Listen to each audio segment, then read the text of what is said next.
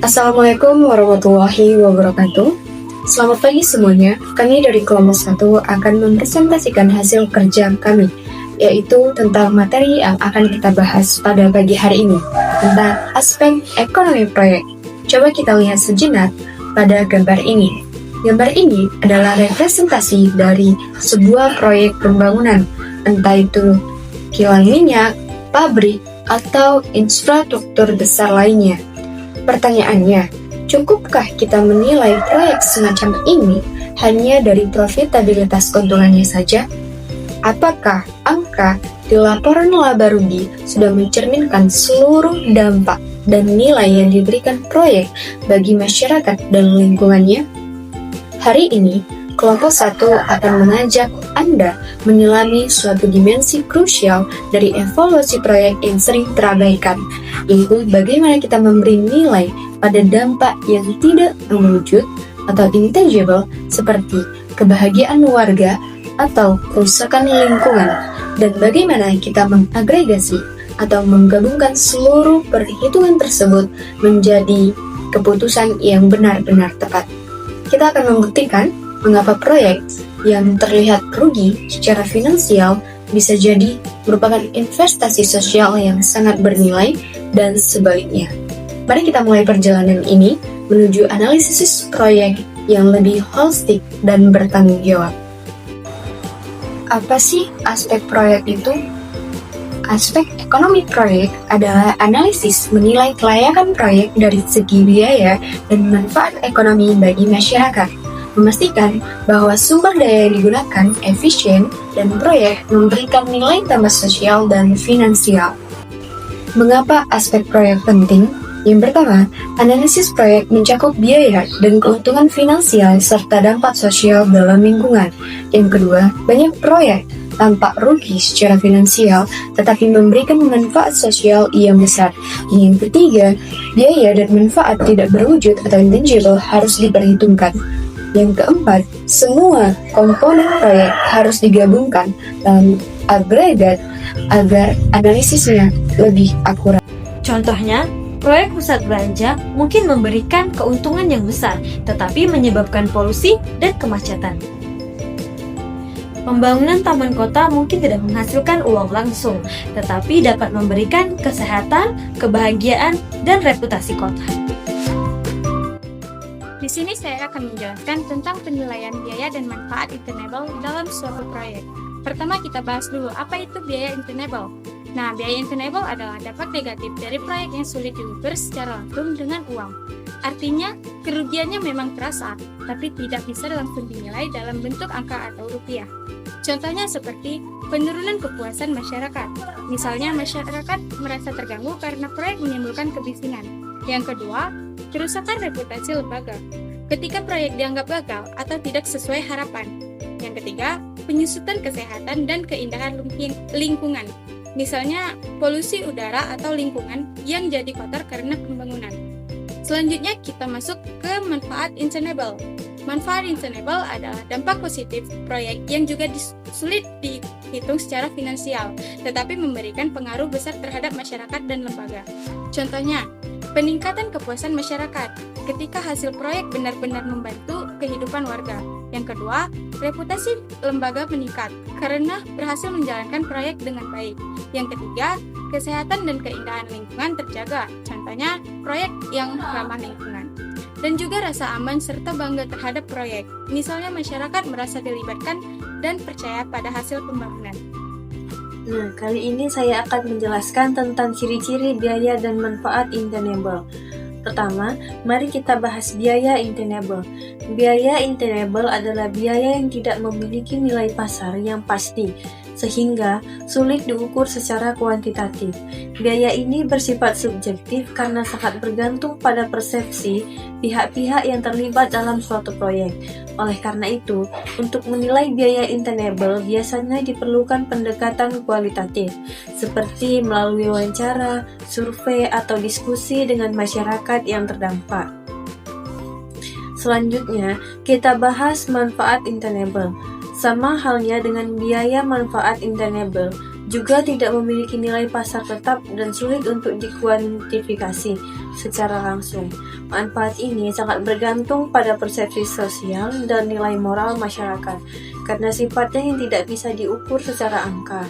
Penilaiannya juga menggunakan cara kualitatif untuk mengetahui seberapa besar kontribusi sosial dan lingkungan yang diberikan oleh suatu proyek.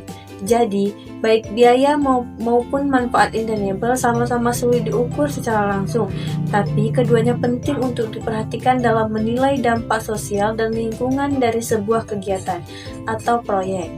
Jenis-jenis biaya intangible, yaitu ada biaya sosial yang terjadi karena gangguan kenyamanan, kebisingan, relokasi warga, dan kemacetan. Selanjutnya ada biaya lingkungan yang terjadi akibat polusi udara, air, kerusakan ekosistem, dan hilangnya ruang hijau. Selanjutnya ada biaya psikologis, yaitu karena tekanan mental, stres akibat perubahan lingkungan. Biaya kultural terjadi karena hilangnya nilai budaya, rusaknya situs sejarah, atau perubahan identitas lokal. Selanjutnya yaitu jenis-jenis manfaat intangible, yaitu ada manfaat sosial, dengan akses publik, meningkatkan akses publik, kesejahteraan sosial meningkat. Selanjutnya ada manfaat pendidikan, meningkatkan pengetahuan dan keterampilan masyarakat. Manfaat kultural dan estetika, yaitu pelestarian budaya dan keindahan kota. Selanjutnya ada manfaat psikologis, yaitu rasa aman, nyaman, dan bangganya masyarakat. Selanjutnya ada manfaat lingkungan, yaitu lingkungan lebih bersih, hijau, dan sehat. Sini saya menjelaskan terkait metode yang akan digunakan dalam proses penilaian. Yang pertama, metode kualitatif. Nah, metode kualitatif ini dia fokusnya itu pada pandangan dan pengalaman masyarakat. Ini nggak ada kaitannya sama data ataupun angka. Nah, jadi lebih ke arah persepsi sih. Nah, biasanya ini dilakukan bisa lewat survei, wawancara, ataupun diskusi kelompok FGD. Nah, dari situ kita bisa tahu nih gimana dampak proyek dirasakan oleh masyarakat langsung. Nah, metode yang kedua ada metode kuantitatif, di mana metode ini fokusnya pada angka dan data. Nah, contohnya ada willingness to pay, yakni buat mengukur seberapa besar masyarakat mau bayar buat manfaat non-finansial. Nah, ada lagi willingness to achieve, itu buat kompensasi atas dampak negatif. Ada juga nih hedonic pricing dan multi kriteria analisis. Nah, yang menggabungkan aspek tangible dan intangible. Nah, biasanya dua metode ini juga dikombinasikan agar hasilnya lebih lengkap dan akurat. Alasan mengapa penilaian terhadap biaya dan manfaat intangible penting. Yang pertama, karena penilaian ini memberikan analisis proyek lengkap yang menggabungkan antara aspek finansial, sosial, serta lingkungan. Yang kedua, penilaian ini mendorong adanya keadilan sosial serta peningkatan kesejahteraan masyarakat. Yang ketiga, penilaian ini membantu pengambil keputusan untuk menilai dampak proyek secara realistis dan menyeluruh. Yang keempat, penilaian ini mendukung adanya pembangunan berkelanjutan atau sustainability dengan memperhatikan aspek non-finansial. Dan yang terakhir, penilaian ini meningkatkan transparansi dan akuntabilitas dalam pelaksanaan proyek. Tantangan penilaian intangible. Yang pertama, sulit dikalkulasi secara finansial. Nilai intangible tidak bisa langsung diukur dengan angka atau uang karena tidak berwujud fisik. Yang kedua, keterbatasan data dan informasi valid. Data pendukung sering tidak lengkap atau sulit diverifikasi, sehingga hasil penilaian kurang akurat. Yang ketiga, subjektivitas tinggi antar penilai. Penilaian tergantung pada pandangan dan pengalaman masing-masing penilai, sehingga hasilnya bisa berbeda-beda. Yang keempat, penentuan bobot nilai tidak pasti. Tidak ada standar pasti dalam memberi nilai pada faktor intangible, sehingga hasilnya bisa bervariasi. Yang kelima, ketidakpastian dampak jangka panjang. Manfaat atau pengaruh aset intangible baru bisa terlihat dalam waktu lama dan sulit diukur secara langsung. Dan yang terakhir, pertimbangan etika. Beberapa intangible seperti nilai budaya atau sosial bisa menimbulkan dilema etis jika dinilai dengan uang. Agregasi proyek adalah proses menggabungkan seluruh biaya dan manfaat menjadi satu analisis menyeluruh, yang dimana tujuannya itu untuk menilai kelayakan proyek secara total, menghindari analisis parsial yang hanya fokus pada satu bagian dan meningkatkan efisiensi penggunaan sumber daya. Selanjutnya itu ada jenis agregasi. Yang pertama itu horizontal, di mana menggabungkan proyek yang sama jenisnya, misalnya beberapa jalan yang dibangun secara bersama atau membangun beberapa ruas jalan dalam satu rangkaian kegiatan yang dikoordinasikan bersama, yang biasanya dilakukan untuk mengefisiensi waktu, biaya, dan sumber daya karena beberapa proses seperti perencanaan, pengadaan material, dan pelaksanaan konstruksi dapat dilakukan secara simultan atau terintegrasi.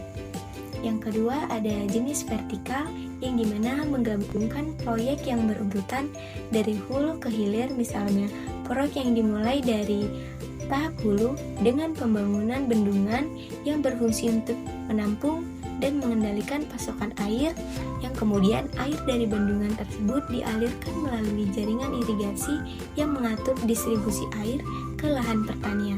Tahap yang terakhir adalah tahap hilir, adalah pemanfaatan air irigasi untuk kegiatan pertanian seperti penanaman dan pemeliharaan tanaman.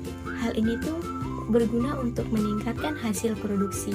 Yang terakhir ada jenis campuran, yaitu kombinasi antara horizontal dan vertikal. Langkah agregasi dibagi 4, yaitu yang pertama identifikasi proyek yang akan digabung, yang kedua analisis keterkaitan teknis dan ekonomi antar proyek, yang ketiga hitung total manfaat dan biaya gabungan, keempat evaluasi risiko dan sinergi antar proyek. Metode agregasi perhitungan A. Cost Benefit Analysis atau CBA digunakan untuk membandingkan antara total manfaat dan total biaya. Rumusnya, net benefit sama dengan total manfaat atau total biaya. Proyek layak jika manfaat lebih besar dari biaya. B. Benefit Cost Ratio atau BCR mengukur seberapa besar manfaat dibandingkan biaya. Rumus BCR sama dengan total manfaat dibagi total biaya. Proyek layak jika BCR lebih besar dibandingkan 1. Net Present Value atau NPV menghitung nilai sekarang dari arus kas atau cash flow di masa depan. Rumus NPV sama dengan sigma CFT dibagi 1+R pangkat D. D. Internal Rate of Return atau IRR mengukur tingkat pengembalian internal dari proyek. Semakin tinggi nilai IRR, semakin baik proyek tersebut. Proyek layak jika IRR lebih besar dari tingkat bunga yang digunakan. E. Analisis sensitivitas untuk menguji bagaimana hasil proyek berubah jika biaya atau manfaat berubah, berguna melihat sejauh kuat proyek bisa bertahan jika terjadi perubahan kondisi. Saya akan membahas contoh penerapan agregasi dalam sebuah proyek. Di Jawa Tengah terdapat proyek besar bernama Kawasan Industri Terpadu Batang.